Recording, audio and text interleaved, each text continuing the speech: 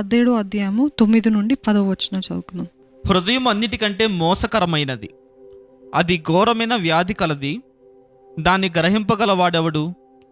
ఒకని ప్రవర్తనను బట్టి వాని క్రియల ఫలము చొప్పున ప్రతీకారము చేయుటకు యెహోవా అను నేను హృదయమును పరిశోధించువాడును, అంతరింద్రియములను పరీక్షించువాడును.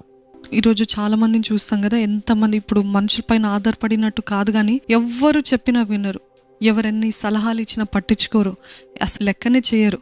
కానీ వారి హృదయం ఏం చెప్తుందా, వారి తలంపులు ఏం చెప్తున్నా, వారి ఇష్టమైన వారికి ఏది ఇష్టమో అదే జరిగిస్తూ ఉంటారు. అటువంటి వారు మీరున్నారా? అటువంటి వారిని ఏమంటాం తెలుసా? మామూలుగా మనము మొండివారు అంటారు. అంటే వాళ్ళకి ఇష్టమైనదే చేస్తూ ఉంటారు. ఎన్ని పరిణామాలు వచ్చినా కానీ అవేం పట్టించుకోరు. కానీ నాకు నచ్చింది నేను జరిగిస్తా, నాకు ఇష్టమైనదే నేను జరిగిస్తాను అంటే చూడండి, హృదయం అన్నిటికంటే మోసకరమైనది. అంటే అదే అన్నిటికంటే మోసకరమైనది అని చెప్తుంటే, వాక్యం సెలవిస్తుంటే, ఇంకా దానిపైన ఆధారపడి మన జీవితం జీవిస్తే ఇంకా మన జీవితంలో ఆశీర్వాదము చూస్తామండి. ఆశీర్వాదము అంటే కొన్నిసార్లు మనం అణుచుకుంటే వస్తుంది, మనం తగ్గించుకుంటే వస్తుంది, మనం సహించుకుంటే వస్తుంది. ఆశీర్వాదాలు ఊరికి రావండి. ఆశీర్వాదాలు ఈర్ష, ద్వేషము, ఇటువంటి చేదైన కార్యాలు వాళ్ళ హృదయాలు పెట్టుకుని ఆశీర్వదించు దేవా అంటే ఆశీర్వాదాలు అంత సులువుగా ఇస్తాడనుకుంటున్నారా దేవుడు? No, God doesn't bless those kind of people. మీ హృదయం పైన మీరు ఎక్కువగా ఆధారపడుతున్నారా? మీ ఇష్టం పైన మీరు ఎక్కువగా ఆధారపడుతున్నారా? నాకు నచ్చిందే నేను చేస్తా, నాకు ఏది ఇష్టమో నేను అది సాధించి కానీ విడిచిపెట్టను. అది ఒకవేళ మంచి విషయంలో అయితే తప్పనిసరిగా I encourage you to do it.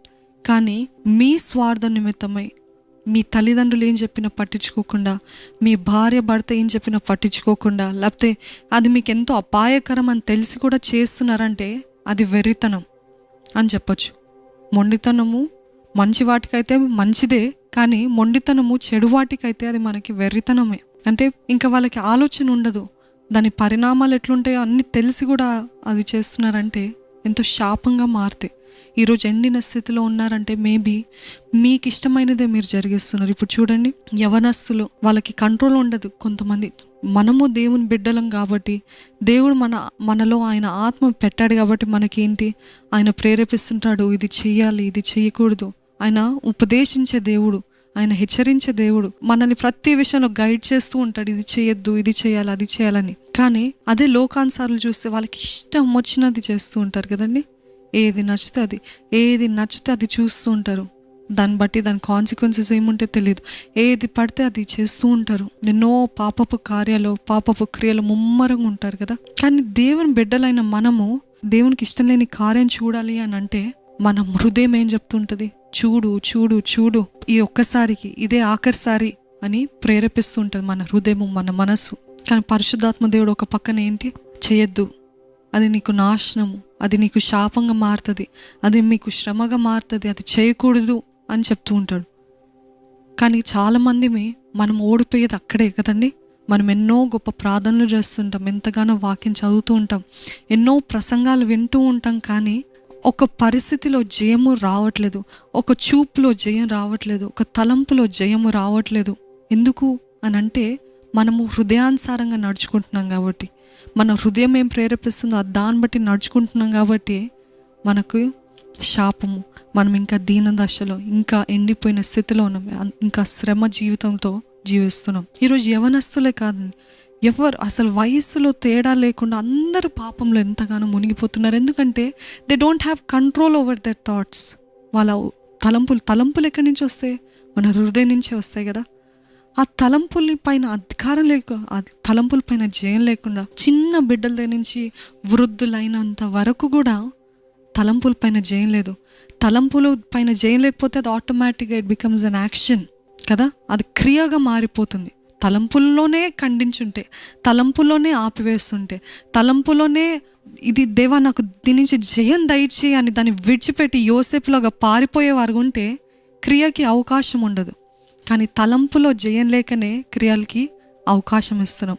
మొదట ఎక్కడైనా కూడా తలంపు ద్వారానే ప్రారంభించబడుతుంది ఏ పాపమైనా. రోమీయులకి రాసిన పత్రిక 8వ అధ్యాయము 5 నుండి 6 వరకు. శరీరానుసారులు శరీర విషయముల మీద మనస్సునుంతురు, ఆత్మానుసారులు ఆత్మ విషయముల మీద మనస్సునుంతురు. శరీరానుసారమైన మనస్సు మరణము, ఆత్మానుసారమైన మనస్సు జీవమును సమాధానమునై ఉన్నది. ఇక్కడ చూసారు కదండి వ్యత్యాసము, శరీరానుసారులు ఆత్మానుసారులు. అంటే శరీరానుసారులు ఎప్పుడు కూడా ఇప్పుడు ఏది నాకు తృప్తి తెస్తుందో, ఇప్పుడు నన్ను ఏది సంతోషపరుస్తుందో, ఇప్పుడు నాకు ఏది ఆనందం తెస్తుందో అది జరిగిస్తాను. ఆత్మానుసారులు ఎప్పుడు కూడా భవిష్యత్తు గురించి ఆలోచిస్తారు, రేపటి గురించి ఆలోచిస్తారు. దేవుడికి ఇది ఇష్టం కాదు, ఇది నేను ఈ పాపం జరిగిస్తే దానికి చాలా పరిణామాలు భయంకరంగా ఉంటే నేను ఇది ఆపివేస్తాను, నేను పరిశుద్ధంగా నా జీవితాన్ని కాపాడుకుంటాను, అప్పుడు దేవుడు నాకు ప్రతిఫలం ఇస్తాడు అని విశ్వాసంతో నిరీక్షణతో ఆత్మానుసారులు జీవిస్తారు. చూసారండి తేడా? ఆత్మానుసారులు ఎప్పుడు భవిష్యత్తు గురించి ఆలోచిస్తారు, శరీరానుసారులు ఎప్పుడు ఇప్పుడు నేను సంతోషంగా ఉంటే అది చాలు అని ఆ విధంగా ఆలోచిస్తారు. మరి మీరు ఏ విధంగా ఆలోచిస్తున్నారు? ఈ క్షణమాత్రపు తృప్తి కోసం, క్షణమాత్రం సంతోషం కోసం, క్షణమాత్రం ప్లెజర్స్ కోసము గొప్పవైన వాటిని కోల్పోతున్నారేమో. గ్రహించుకోండి, ఎగ్జామిన్. గొప్ప ఆశీర్వాదాలను కోల్పోతున్నారేమో, గొప్ప మేలని కోల్పోతున్నారేమో. There is nothing secret with God. You cannot hide anything from God. మనం దేవుని దగ్గర నుంచి ఏది కూడా దాచిపెట్టలేమండి. మనం రహస్యంగా కాపాడుకునే పరిశుద్ధత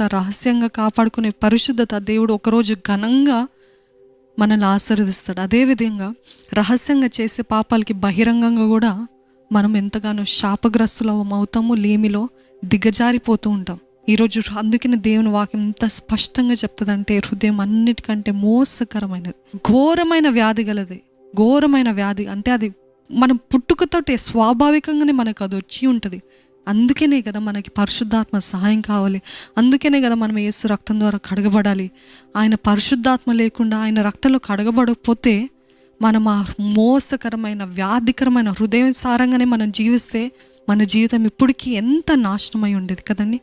ఇంకను మీరు నాశనంలో, శ్రమలో, ఎండిపోయిన స్థితిలో ఉన్నారంటే మీరు హృదయానుసారంగా జీవిస్తున్నారేమో.